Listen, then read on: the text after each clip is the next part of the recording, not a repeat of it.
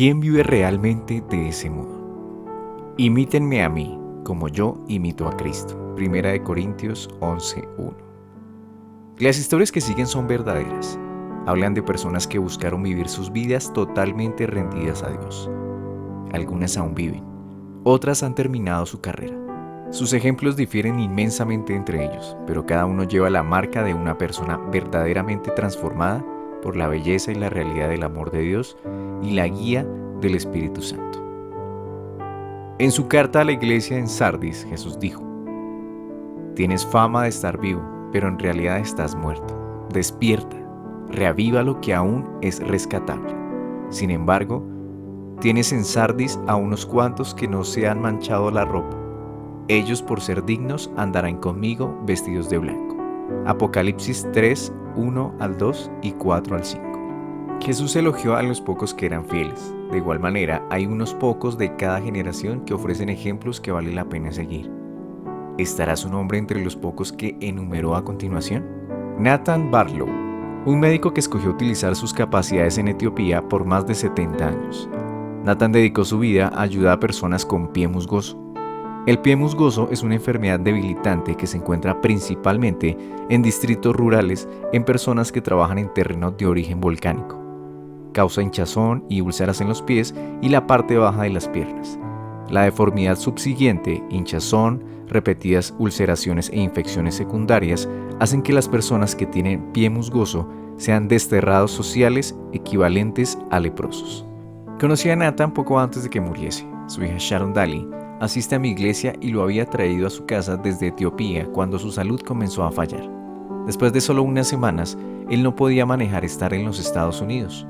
Las personas a las que quería seguían estando en Etiopía, así que su hija lo llevó de regreso a su hogar a fin de que pudiera pasar allí sus últimos días. Una vez Nathan tuvo dolor de muelas, y el dolor era tan intenso que tuvo que agarrar un avión y salir del campo misionero para obtener atención médica. Nathan le dijo al dentista que no quería tener que abandonar el campo misionero otra vez a causa de sus dientes. Así que hizo que el dentista le extrajera todos sus dientes y le pusiera dientes postizos para así no tener que retrasar la obra de Dios en Etiopía. Este increíble hombre fue el primero en ayudar a esos desterrados y empleó su vida haciéndolo.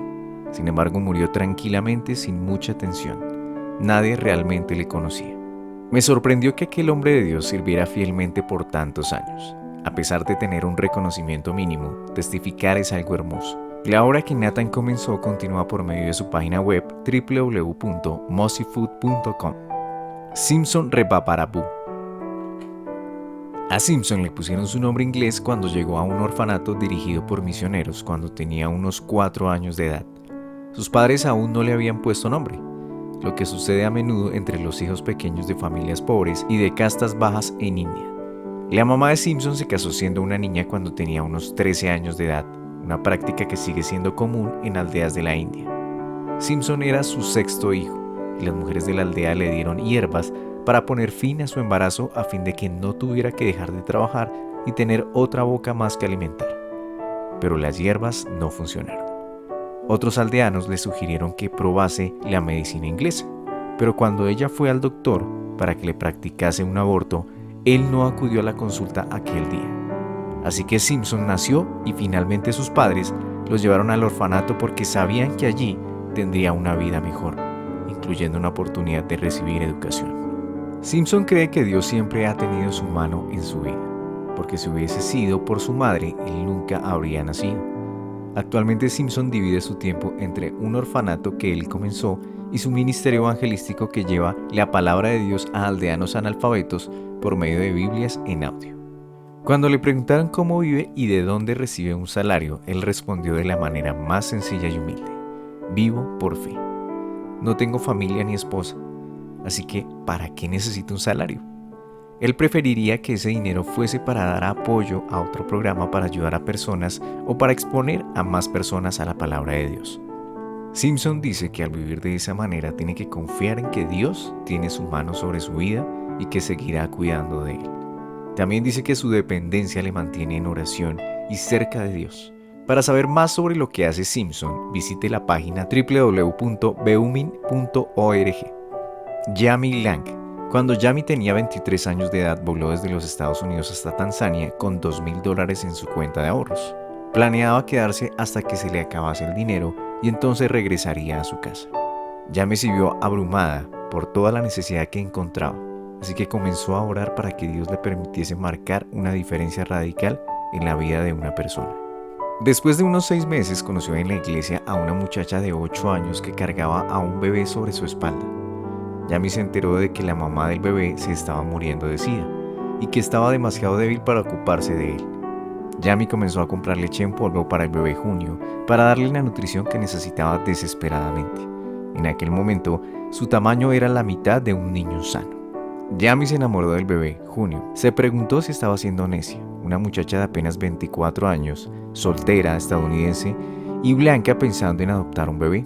Además, ella ni siquiera sabía si Tanzania permitiría adopciones internacionales. Finalmente descubrió que ese país no permitía las adopciones internacionales. Sin embargo, debido a que ella había vivido allí más de 6 meses, pudo establecer su residencia. Antes de que la mamá de Junio muriese de SIDA, acudió a Yami y le dijo: «He oído que usted está ocupada de mi hijo y nunca he conocido un amor así. Quiero ser salva». Justamente antes de morir, dijo: «Sé que mi hijo está cuidado y le veré en el cielo algún día». Yami pasó 6 meses en el proceso del trámite de adopción y luego 5 meses más trabajando con la Embajada de los Estados Unidos para obtener una visa para Junio. Cuando ella finalmente regresó a casa, había estado fuera 1 año y medio. Junio tiene ahora 5 años de edad, está totalmente sano y es VIH negativo.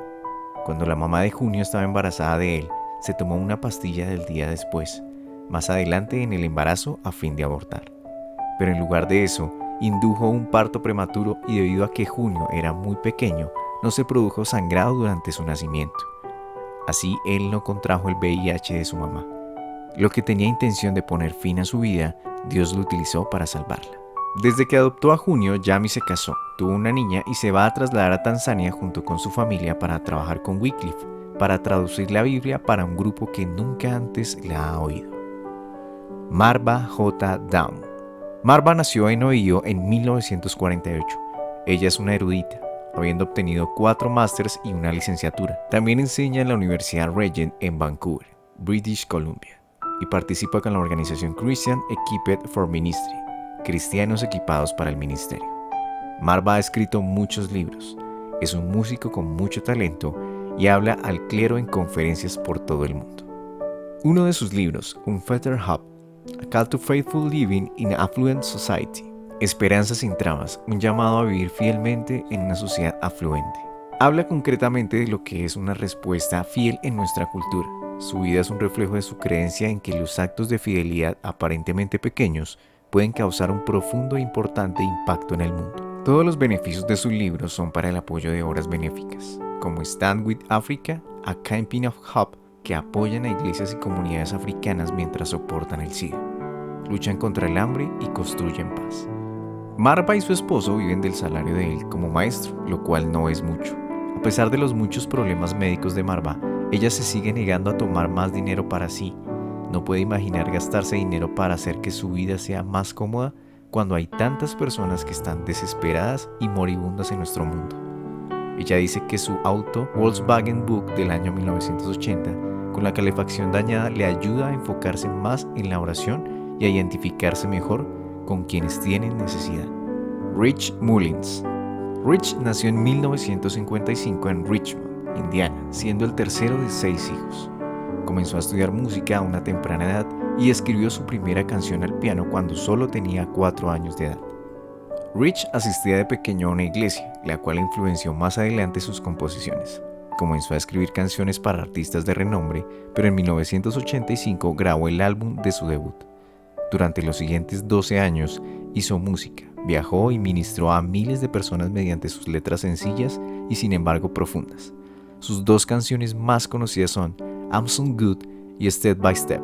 Sus canciones han sido cantadas por artistas y grupos como John Tesh, Rebecca Stu, James, Michael W. Smith, Amy Grant, Tear Day, Camel Skull y Jeffrey Clay. A pesar de su éxito en la industria musical, Rich con frecuencia hería las susceptibilidades de la cultura musical cristiana.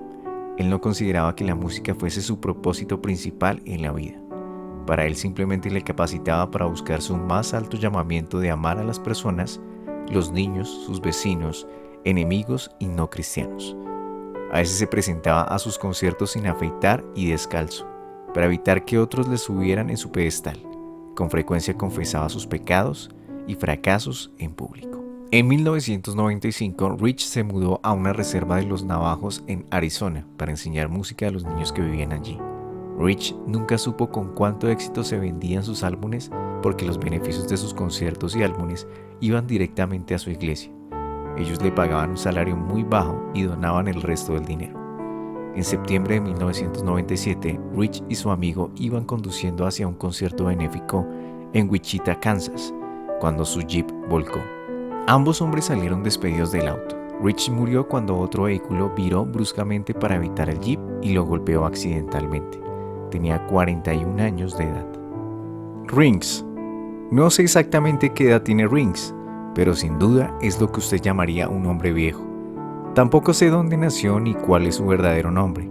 Simplemente le llaman Rings. Su hogar es la cabina de su camioneta, que aparca cerca del centro de la ciudad en Ocean Beach, en California. Él es fumador, ex convicto, ex adicto y ex alcohólico. A Rings le gusta decir que si Jesús lo salvó, entonces puede salvar a cualquiera y a todo el mundo. Por tanto, en lugar de utilizar su cheque mensual para comprar alcohol o pagar una habitación en un hotel, lo gasta todo en alimentos en el supermercado local. Mete los alimentos que compra en frigoríficos en la parte trasera de su camioneta. Luego conduce hasta la playa y hace comidas para otras personas sin hogar. Mientras prepara la comida, Rings le habla al grupo que se reúne sobre la libertad que Jesús trajo a su vida. Les dice que Dios es quien le dijo que alimentase a otros con su dinero y que se debe a que Dios les ama a cada uno de ellos. Este hombre da todo lo que tiene a los demás, literalmente todo, porque sabe que él no tiene nada que Dios no le haya dado. Rachel Saint. Rachel nació en 1914 en Pensilvania, la única mujer entre 8 hijos. Su padre era un artista de las vidrieras y su familia con frecuencia tenía muy poca comida cuando ella era pequeña. Cuando Rachel tenía 18 años, una amable y acomodada mujer la llevó a un viaje a Europa y se ofreció a hacer a Rachel su heredera si ella la acompañaba durante el resto de su vida. Cuando Rachel lo pensó, supo que no podía aceptar la oferta de una vida cómoda empleada en beber té y conversar. Después de 12 años trabajando en un centro de reinserción para alcohólicos, Rachel se matriculó en la escuela de lingüística y se convirtió en misionera con los traductores bíblicos Wycliffe en América del Sur. Pasó varios años trabajando con los indios Chapra en Perú, pero finalmente supo que era llamada a trabajar con los indios Guaraní de Ecuador, muy conocidos por matar con lanza a cualquier extranjero al entrar en contacto. Finalmente a Rachel le presentaron una mujer Guaraní, Dayuma, que estuvo de acuerdo en enseñar a Rachel el lenguaje de su pueblo. Durante años Rachel estudió el idioma y testificó a Dayuma de Jesucristo, a la vez que pacientemente esperaba una oportunidad para ir a los Guaraní sin que le matasen. El pueblo Guaraní había matado al propio hermano de Rachel, Nate, piloto para la misión Mission Aviation Fellowship, cuando los atacaron a él y a otros 4 misioneros.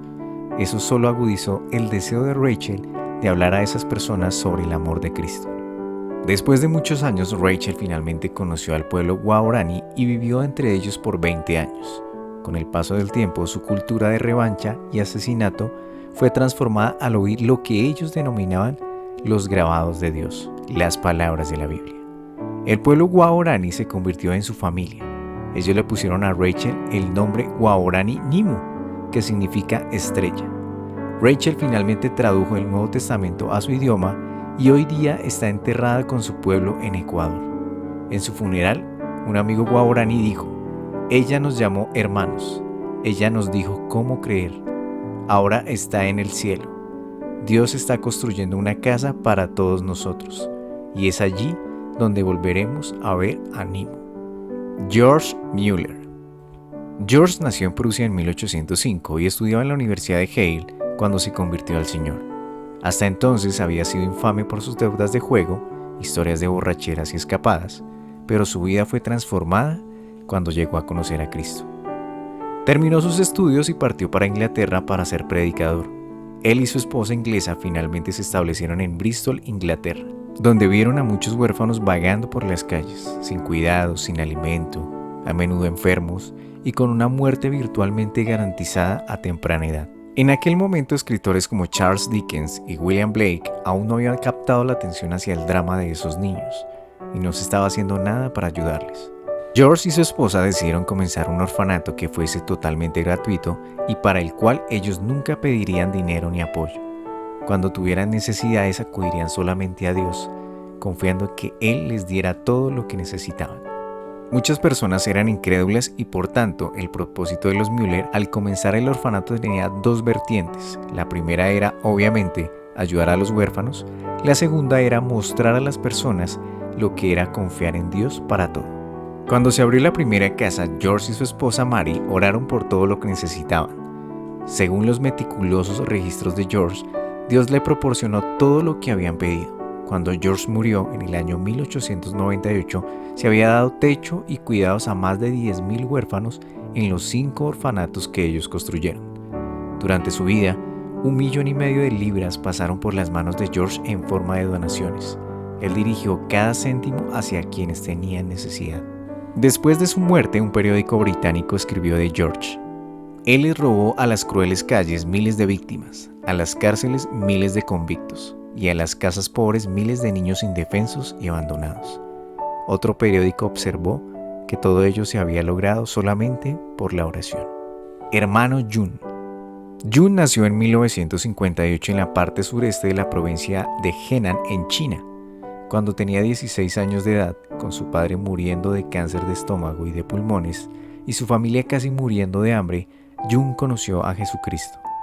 A lo largo de los años, Jun creció y comenzó a predicar el evangelio por todo el país. La policía le perseguía constantemente y le arrestó más de 30 veces. Normalmente, él podía escapar o eludir largos periodos de tiempo en la cárcel, pero no siempre.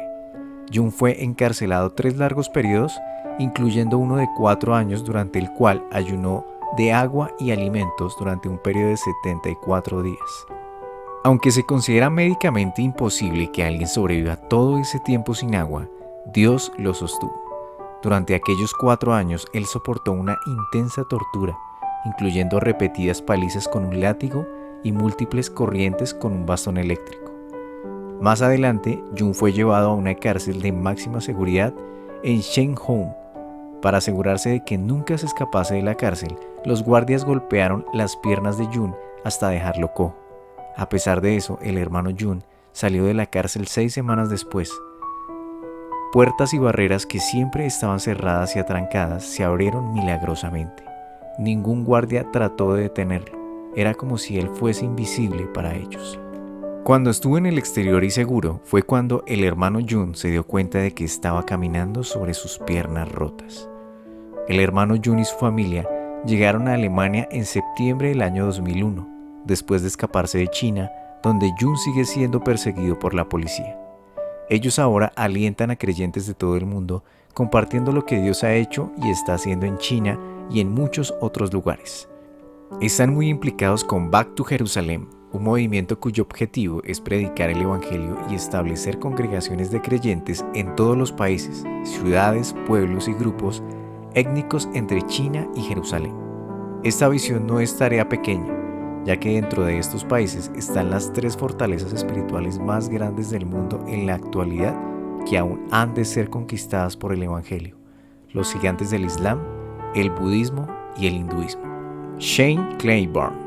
Shane tiene casi 30 años de edad y vive en la casa de la comunidad de Simple Way, uno de los peores vecindarios en Filadelfia. Shane y los otros residentes de Simple Way trabajan para sacar a la luz estructuras que fomentan la pobreza e imaginar maneras alternativas de vivir.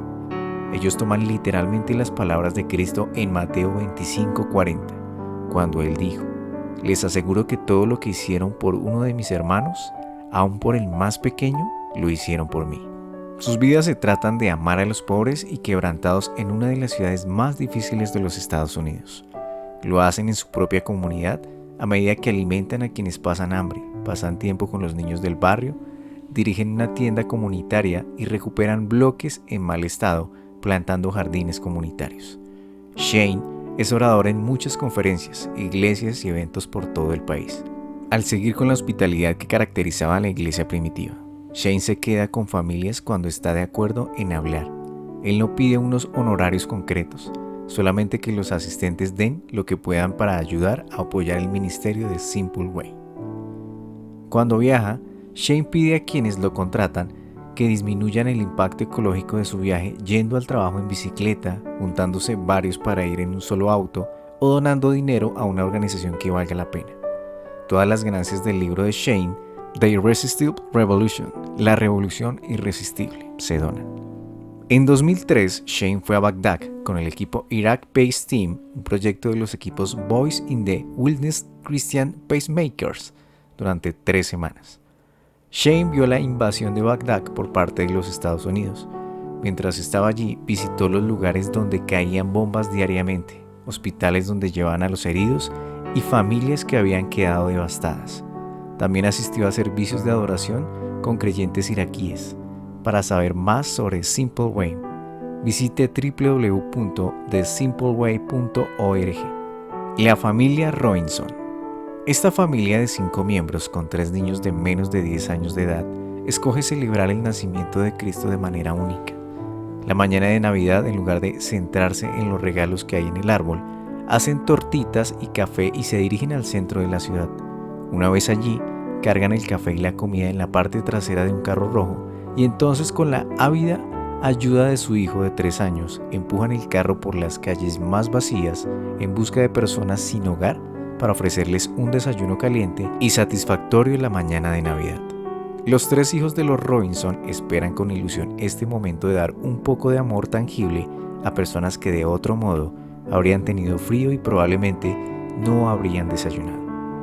¿Puede usted pensar en una manera mejor de comenzar la fiesta que celebrar al Dios que es amor? Susan Diego. Ahora con casi 50 años de edad, Susan se crió en un hogar donde se buscaba a Dios y ha tratado de obedecerle toda su vida.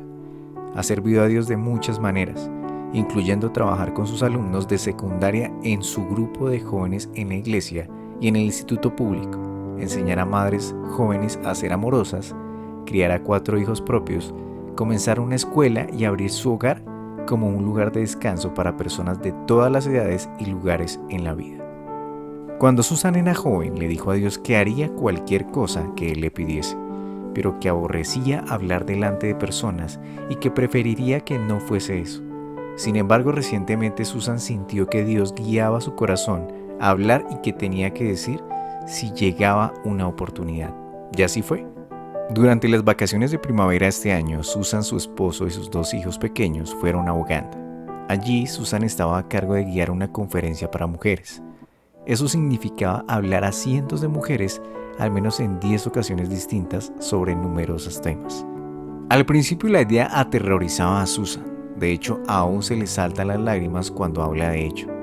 Pero se ha sometido, ha dicho sí a Dios, a lo único que ella esperaba no hacer nunca. Lucy. Si conociera a Lucy en la iglesia, usted probablemente pensaría que es la abuelita inocente y querida de alguien.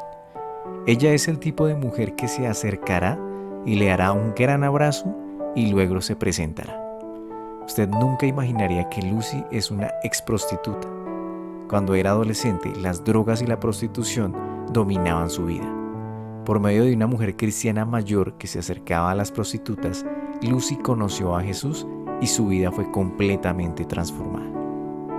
Hasta el día de hoy, casi 40 años después, Lucy vive cerca de las mismas calles donde una vez trabajó como prostituta y regularmente abre su hogar a otras mujeres jóvenes que están atrapadas en la prostitución. Es de común conocimiento en las calles que si uno necesita algo, puede ir a casa de Lucy. Ella no tiene mucho, pero su casa siempre está abierta. Lucy invita a su casa a prostitutas, chulos, drogadictos, traficantes y cualquier otra persona que la mayoría de la gente evita. Es su manera de amar a personas que tienen una desesperada necesidad de la esperanza y el amor que Lucy encontró hace 40 años. Iglesia Cornerstone Community Church. Comenzamos Cornerstone hace un poco más de 13 años. los primeros años, donábamos alrededor del 4% de nuestro presupuesto. A medida que han pasado los años, hemos donado cada vez más dinero. Este año nos comprometimos a donar el 50% de nuestro presupuesto. Eso se debe a que creemos que cuando Jesús dijo, ama a tu prójimo como a ti mismo, no estaba bromeando. Si realmente queremos amar a nuestro prójimo como a nosotros mismos, entonces tiene sentido que gastemos al menos tanto en ellos como lo que gastamos en nosotros mismos.